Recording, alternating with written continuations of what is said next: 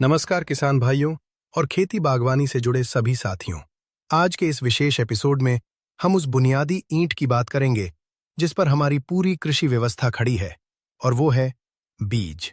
जब हम खेत में या गमले में बीज डालते हैं तो हम सिर्फ एक दाना नहीं डाल रहे होते, बल्कि हम एक पूरी सभ्यता, एक इतिहास और एक भविष्य को मिट्टी में रोप रहे होते हैं।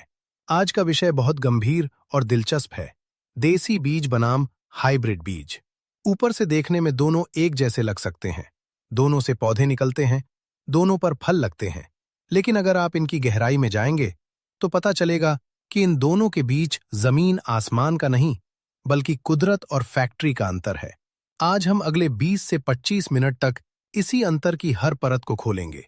हम बात करेंगे कि कैसे ये बीज बने, इनका हमारे स्वास्थ्य पर क्या असर है, किसान की जेब पर इसका क्या असर है, और आने वाले कल के लिए कौन सा बीज हमें बचाएगा। तो चलिए इस चर्चा को विस्तार से शुरू करते हैं। सबसे पहले हमें देसी बीज की असली परिभाषा को समझना होगा। देसी बीज को अंग्रेजी में ओपन पॉलिनेटेड या हेयरलूम सीड्स कहा जाता है, लेकिन इसका सरल हिंदी अर्थ है वो बीज जिसका कोई मालिक नहीं है सिवाय किसान के। ये वो बीज हैं जो हजारों सालों के प्राकृतिक चयन यानी नेचुरल सिलेक्शन से गुजरे हैं। कल्पना कीजिए, आज से 500 साल पहले आपके गांव में एक किसान ने लौकी लगाई।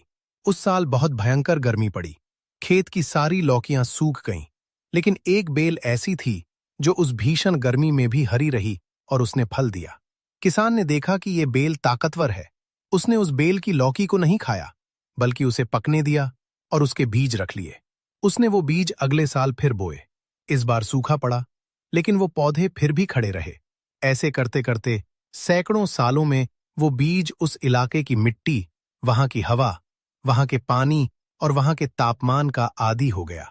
देसी बीज में एक तरह की जेनेटिक मेमोरी यानी याददाश्त होती है। उसे पता होता है कि जिस मिट्टी में मैं जा रहा हूं वहां कब बारिश होगी, कब कीड़े आएंगे और उनसे कैसे लड़ना है। इसीलिए हम कहते हैं कि देसी बीज लोकल होते हैं। एक हरियाणा का देसी गेहूं शायद दक्षिण भारत में अच्छा ना हो, लेकिन हरियाणा की मिट्टी में वो सोना उगल सकता है। देसी बीज की सबसे बड़ी ताकत है उसका पुनर्चक्रण, रिसाइकलिंग। आप एक बार बीज खरीदिए, फसल लीजिए और उसी फसल के सबसे अच्छे फलों से बीज निकालकर अगली साल फिर बो दीजिए। ये एक ऐसा चक्र है जो किसान को आजाद रखता है। उसे किसी कंपनी के दरवाजे पर जाकर हाथ फैलाने की जरूरत नहीं पड़ती। अब दूसरी तरफ नजर डालते हैं हाइब्रिड बीज पर। हाइब्रिड का मतलब होता है संकर या मिश्रित। ये प्रक्रिया कुदरती नहीं है, इसे इंसान अपनी प्रयोगशालाओं में नियंत्रित तरीके से करता है। इसका इतिहास बहुत पुराना नहीं है। 1960 के दशक में जब दुनिया में जनसंख्या बढ़ रही थी और भोजन की कमी का डर था, तब हरित क्रांति, ग्रीन रिवॉल्यूशन का दौर आया। वैज्ञानिकों ने सोचा कि हमें ऐसी फसलें चाहिए जो बहुत ज्यादा अनाज पैदा कर सके। उन्होंने मेंडल के आनुवंशिकी के नियमों का इस्तेमाल किया। इसे ऐसे समझिए, वैज्ञानिकों ने देखा कि एक टमाटर का पौधा है जिसमें फल बहुत ज्यादा लगते हैं, लेकिन वे छोटे हैं। दूसरा पौधा है जिसके फल बहुत बड़े हैं, लेकिन कम लगते हैं। वैज्ञानिकों ने इन दोनों पौधों का जबरदस्ती मिलन, क्रॉस पॉलिनेशन करवाया। इससे जो बीज बना उसे F1 हाइब्रिड कहा गया। इस F1 बीज में चमत्कारिक गुण थे। इसमें फल भी बड़े थे और पैदावार भी ज्यादा थी। इसे देखकर दुनिया चकाचौंध रह गई। लगा कि हमने भूख की समस्या का हल ढूंढ लिया है। हाइब्रिड बीजों के पौधे बहुत ही अनुशासित होते हैं। अगर आप हाइब्रिड मक्का के खेत को देखेंगे तो हर भुट्टा एक ही ऊंचाई पर लगा होगा, हर भुट्टे का साइज एक जैसा होगा और सब एक साथ पकेंगे। ये मशीनों से कटाई करने के लिए बहुत अच्छा होता है, लेकिन जैसे हर चमकदार चीज सोना नहीं होती, वैसे ही हाइब्रिड बीजों के पीछे एक काला सच भी छुपा था, जिसे समझने में हमें कई दशक लग गए। हाइब्रिड बीज का सबसे बड़ा धोखा यह है कि ये बांझ जैसा व्यवहार करता है अगली पीढ़ी के लिए। अगर आप हाइब्रिड टमाटर के बीज निकालकर अगले साल बोएंगे तो जो पौधे निकलेंगे वो सेग्रीगेट हो जाएंगे। मतलब कुछ पौधे बहुत छोटे रह जाएंगे, कुछ में फल ही नहीं आएंगे, और जो फल आएंगे वो अपनी पिछली पीढ़ी जैसे बिल्कुल नहीं होंगे। विज्ञान की भाषा में इसे हाइब्रिड विगर का खत्म होना कहते हैं। इसका सीधा मतलब यह है कि किसान को हर साल हर फसल के लिए बाजार जाकर बीज खरीदना पड़ेगा। ये किसान की बीज संप्रभुता, सीड सॉवरेंटी का अंत है। किसान जो पहले अन्नदाता और बीज रक्षक दोनों था, अब वो सिर्फ एक ग्राहक बनकर रह गया है। अब हम बात करते हैं लागत और मुनाफे के गणित की, जो आज के दौर में किसान के लिए सबसे बड़ा मुद्दा है। हाइब्रिड बीज बेचने वाली कंपनियां अक्सर दावा करती हैं कि हाइब्रिड से पैदावार, यील्ड दोगुनी या तिगुनी होती है। ये सच है, लेकिन ये आधा सच है। हाइब्रिड बीज एक अमीर बाप की बिगड़ी हुई औलाद की तरह होते हैं। उन्हें सब कुछ वीआईपी चाहिए। हाइब्रिड बीज को अपनी क्षमता दिखाने के लिए बहुत अधिक रासायनिक खाद, केमिकल फर्टिलाइजर्स चाहिए। उन्हें यूरिया, डीएपी, पोटाश का भरपूर डोज चाहिए। उन्हें पानी भी देसी बीजों के मुकाबले बहुत ज्यादा चाहिए। अगर आप हाइब्रिड बीज लगाकर उसे सिर्फ गोबर की खाद देंगे, तो वो शायद देसी बीज से भी कम उत्पादन देगा। इसके अलावा हाइब्रिड पौधे बहुत नाजुक होते हैं। चूंकि वे एक प्रयोगशाला में नियंत्रित माहौल के लिए डिजाइन किए गए हैं, उनमें रोगों से लड़ने की अंदरूनी ताकत कम होती है। इसलिए हाइब्रिड खेती में कीटनाशकों, पेस्टिसाइड्स और फफूंदनाशकों, फंगिसाइड्स का खर्चा बहुत ज्यादा होता है।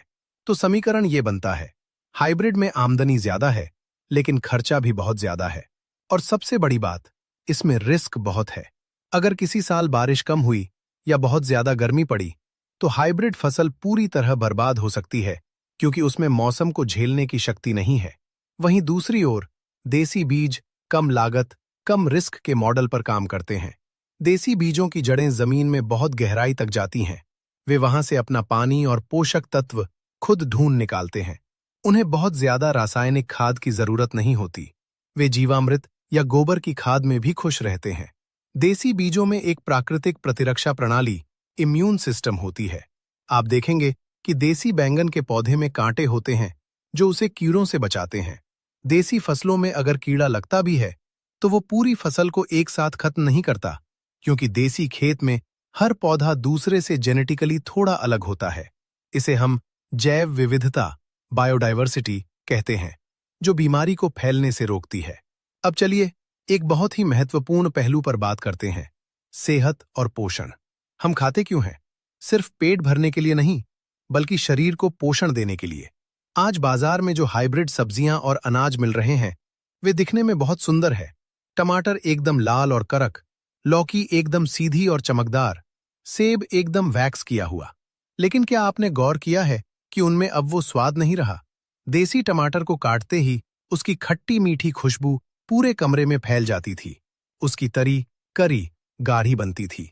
हाइब्रिड टमाटर का छिलका मोटा होता है ताकि उसे ट्रांसपोर्ट में दबाया जा सके, और अंदर का गूदा पानी जैसा होता है।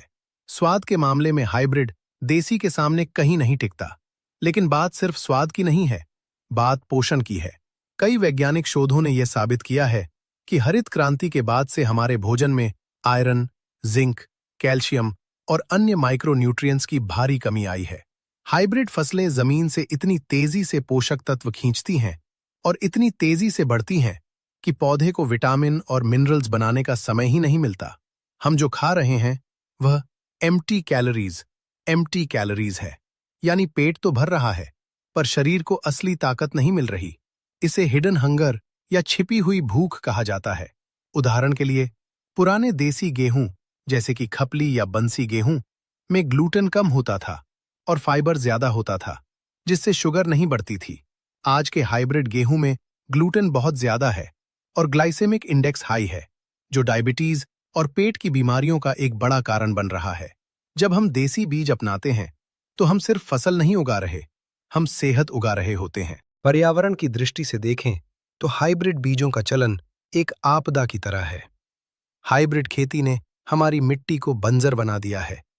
रसायनों के अंधाधुंध प्रयोग ने मिट्टी के मित्र कीटों और केंचुओं को मार दिया है। इसके अलावा हाइब्रिड बीजों ने हमारी फसलों की विविधता को खत्म कर दिया है। आपको जानकर हैरानी होगी कि भारत में कभी धान, चावल की 1 लाख से ज्यादा किस्में हुआ करती थीं। हर गांव का अपना चावल था। कोई चावल पानी में उगता था तो कोई कम पानी में।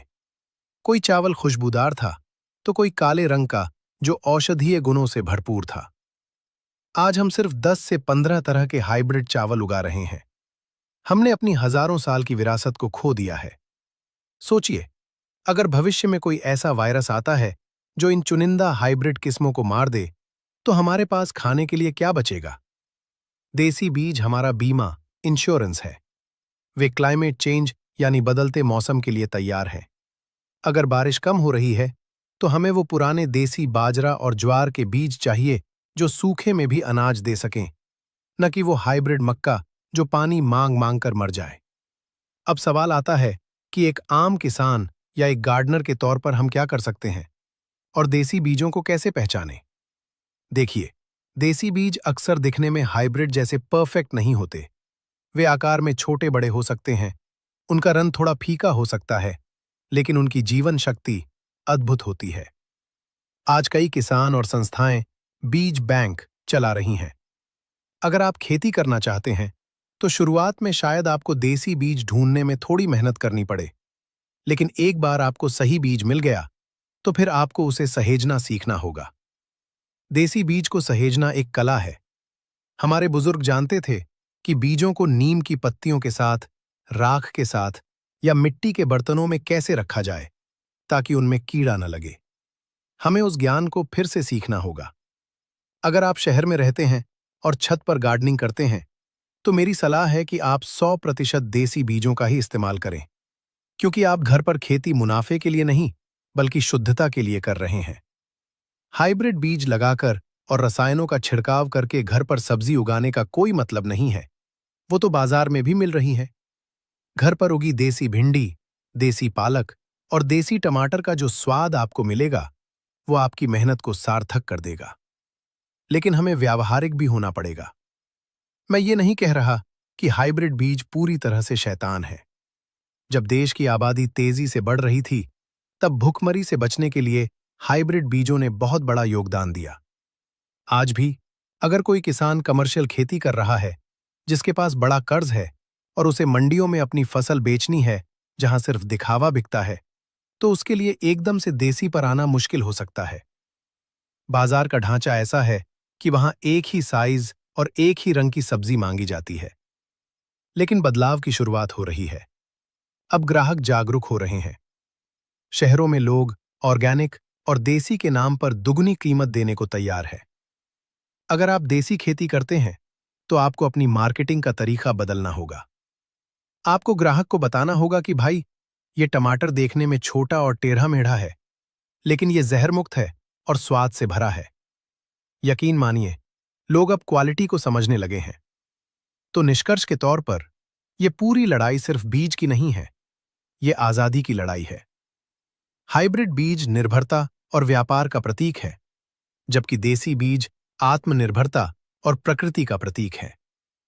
हाइब्रिड बीज किसान की जेब से पैसा निकालकर बड़ी कंपनियों की जेब में डालता है, जबकि देसी बीज किसान की संपत्ति उसी के पास रखता है। हमें एक बीच का रास्ता और एक समझदारी भरा नजरिया अपनाना होगा। हमें अपनी पुरानी किस्मों को, जो लुप्त होने की कगार पर हैं, उन्हें बचाना ही होगा। अगर आपके पास थोड़ी सी भी जमीन है, तो वहां देसी बीज जरूर लगाएं।